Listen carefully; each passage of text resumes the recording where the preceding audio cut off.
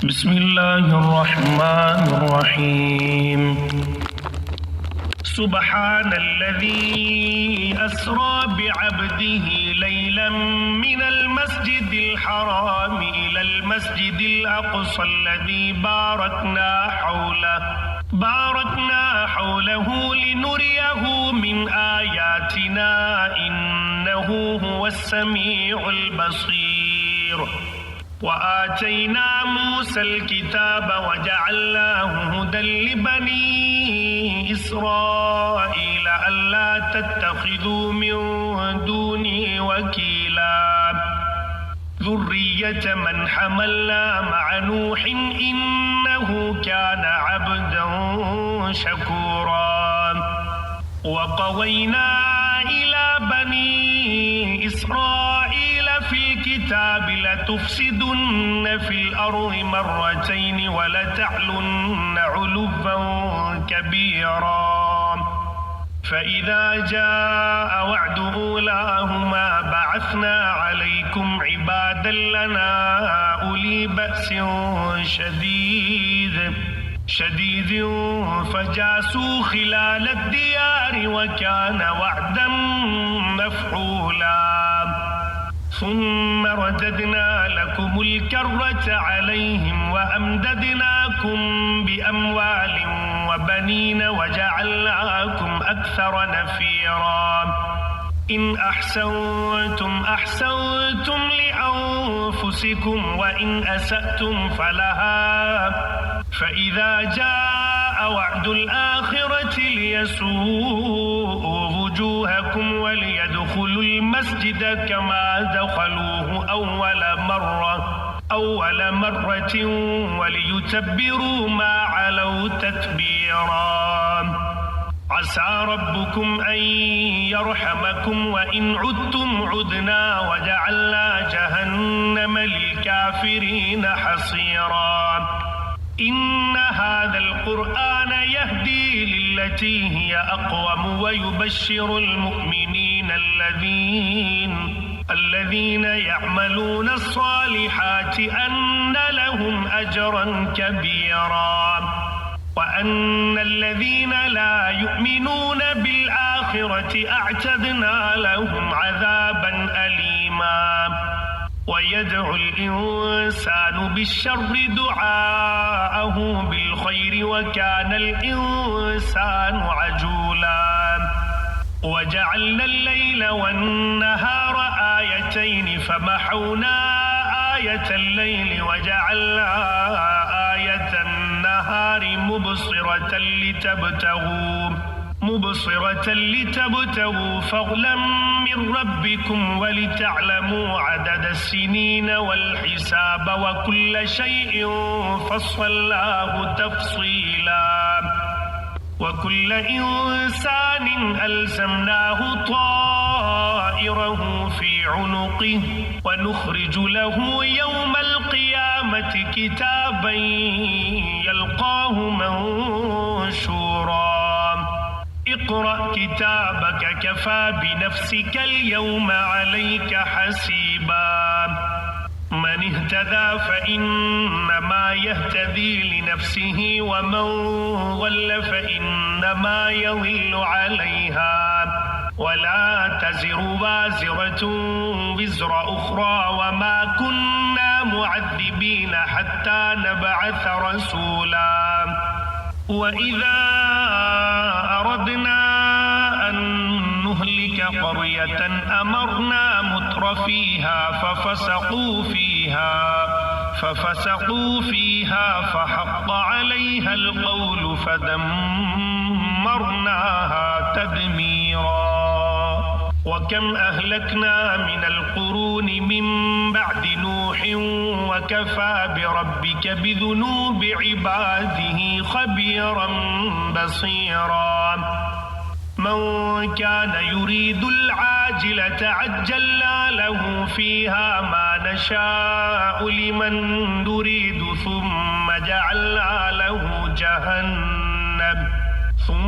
جعلنا له جهنم يصلاها مذموما مدحورا.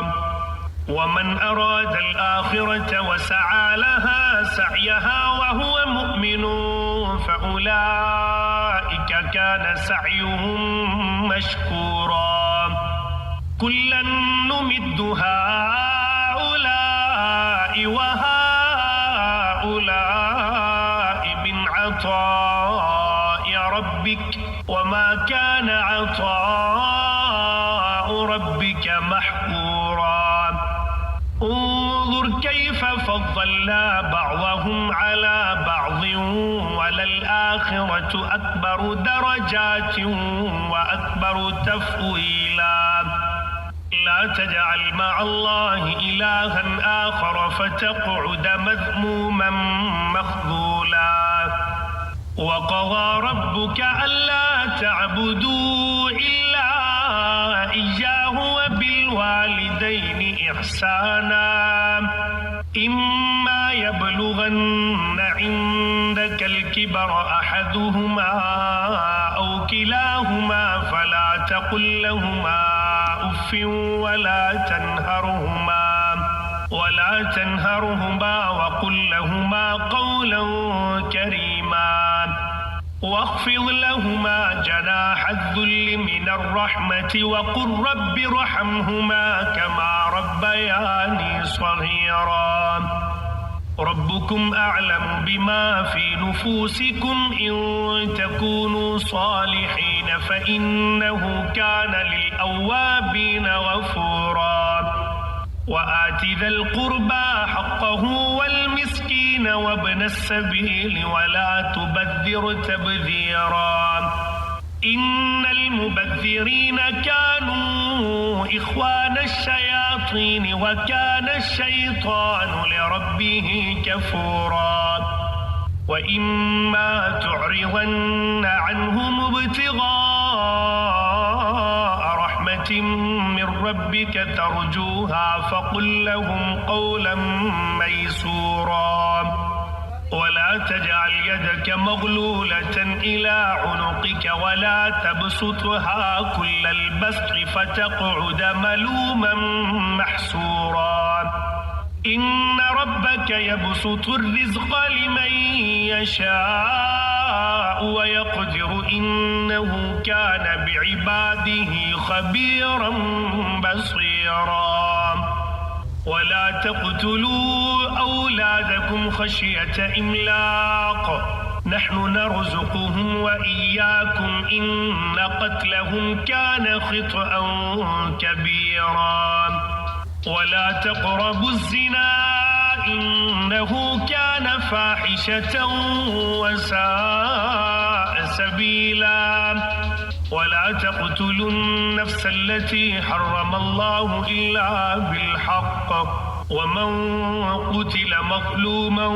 فقد جعلنا لوليه سلطانا فلا يسرف في القتل إنه كان منصورا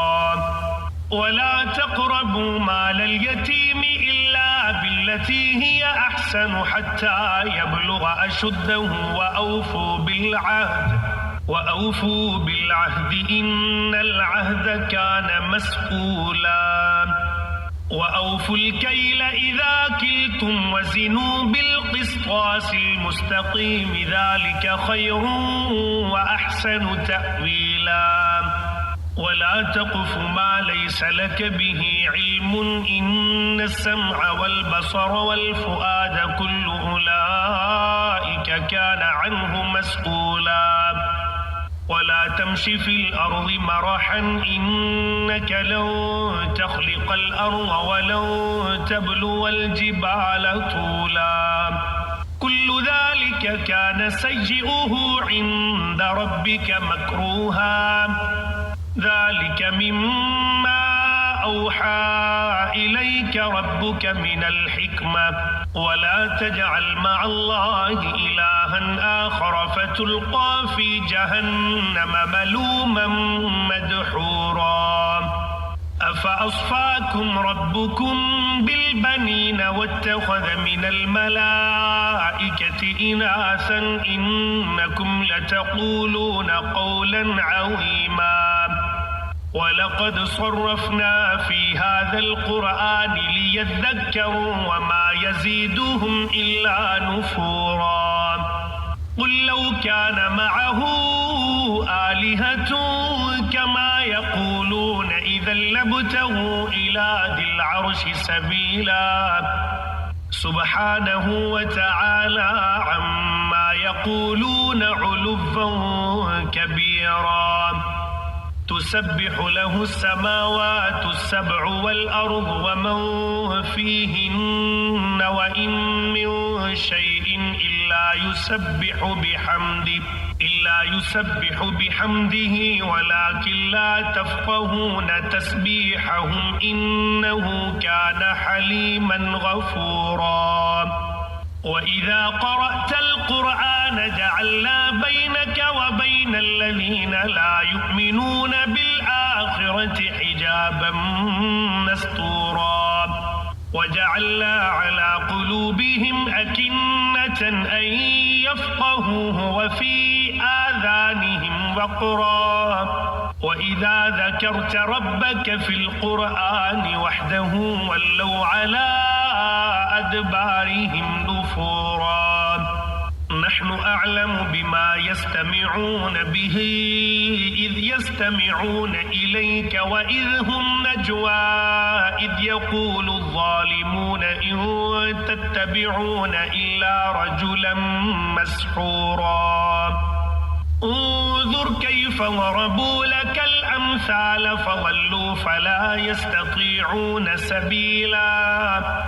وقالوا أإذا كنا عظاما ورفاتا أإنا لمبعوثون خلقا جديدا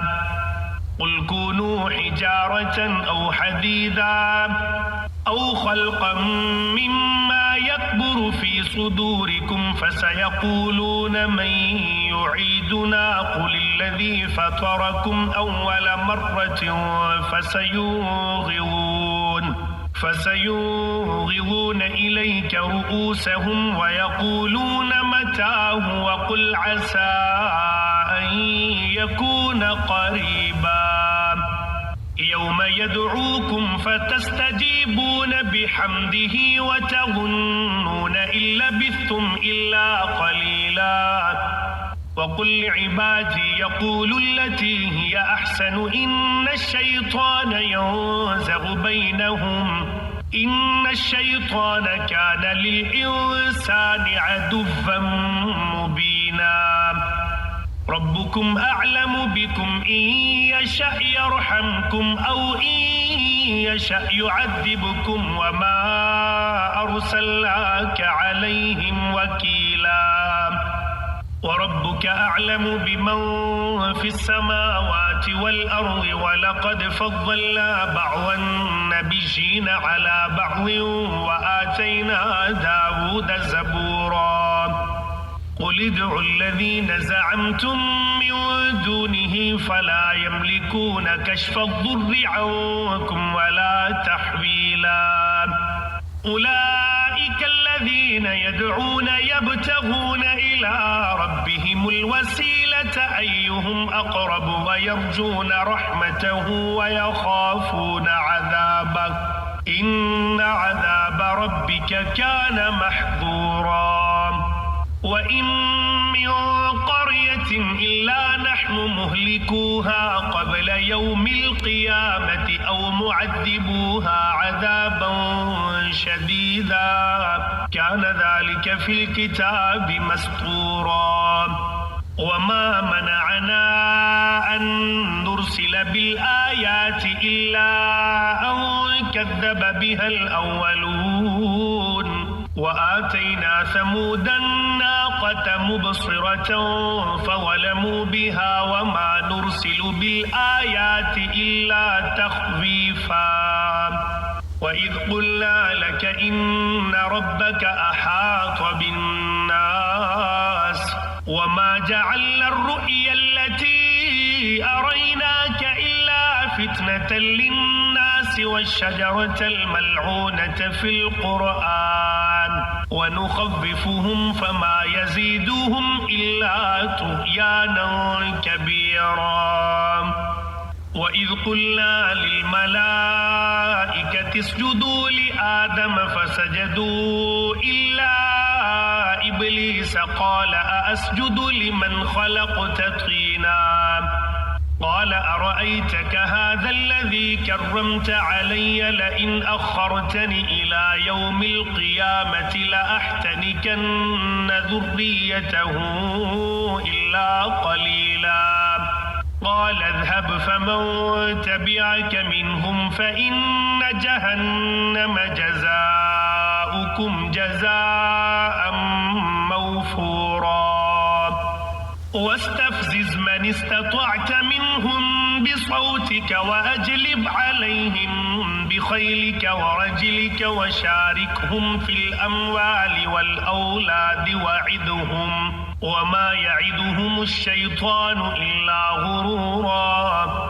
إن عبادي ليس لك عليهم سلطان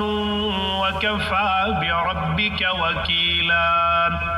ربكم الذي يزجي لكم الفلك في البحر لتبتغوا من فضله إنه كان بكم رحيما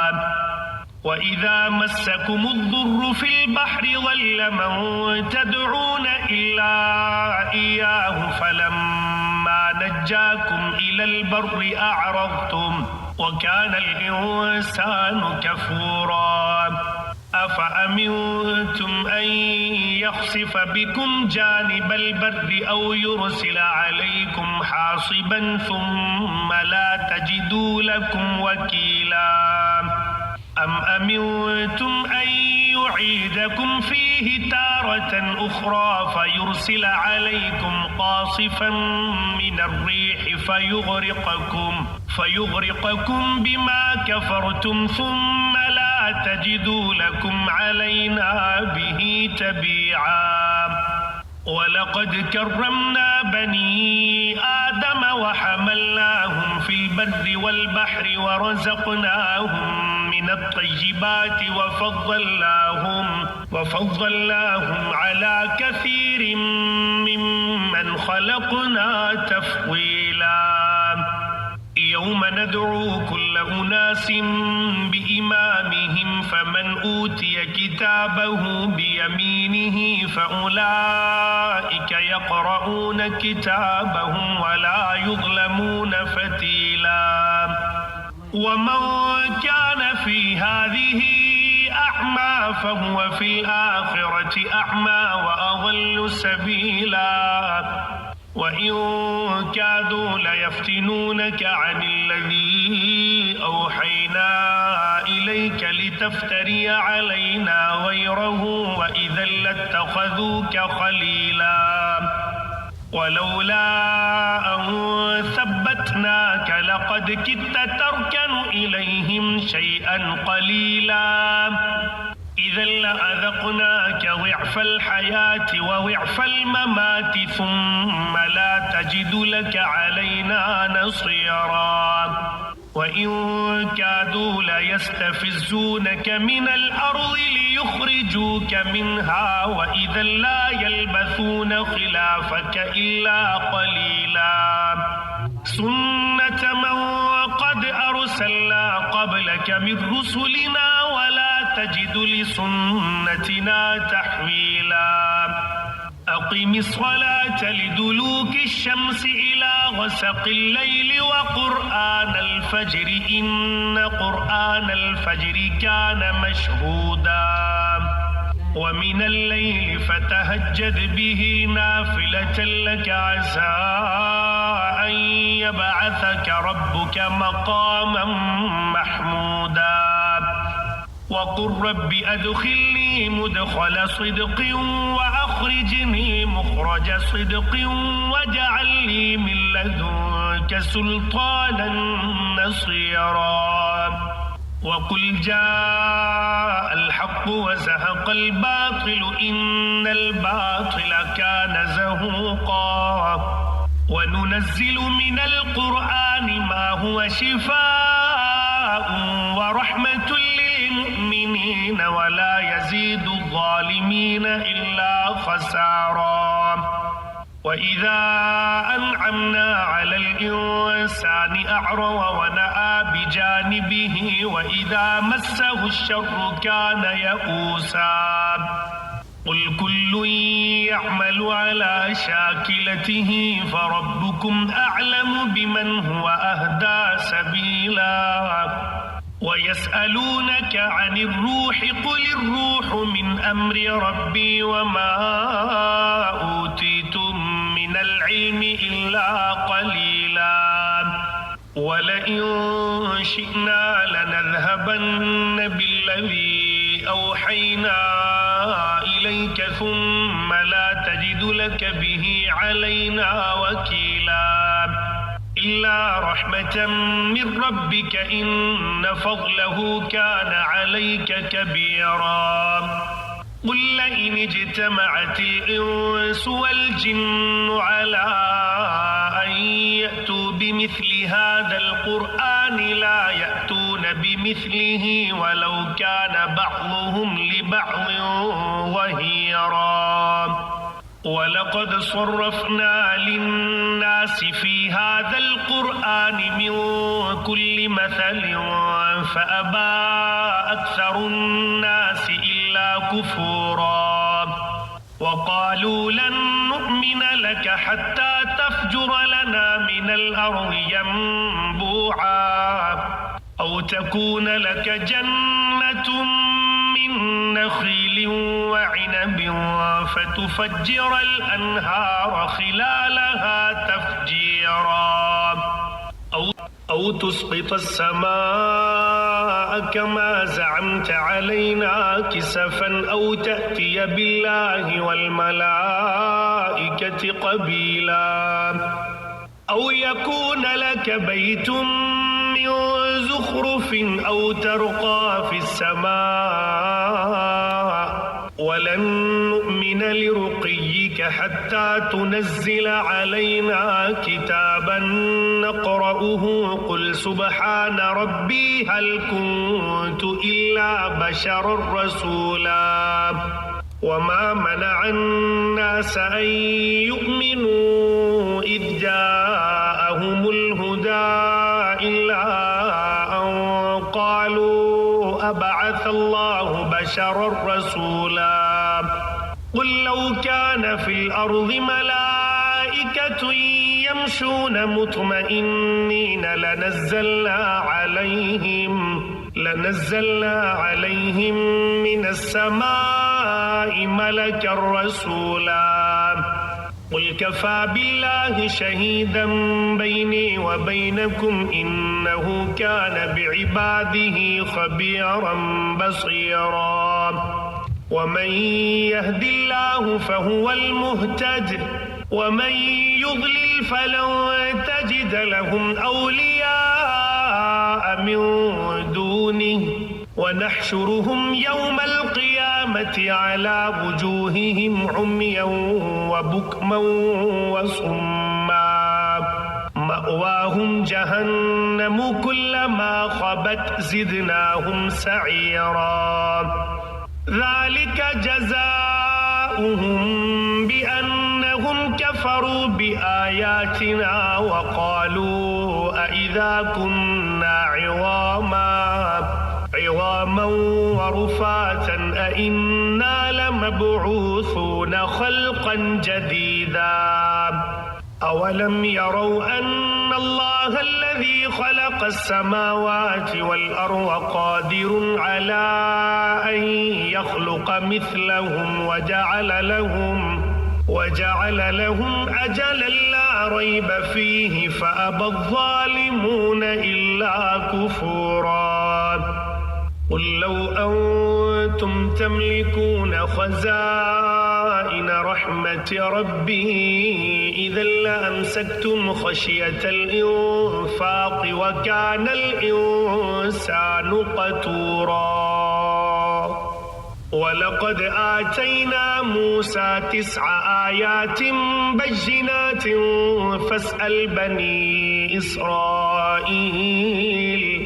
فاسأل بني بني إسرائيل إذ جاءهم فقال له فرعون إني لأظنك يا موسى مسحورا قال لقد علمت ما أنزل هؤلاء إلا رب السماوات والأرض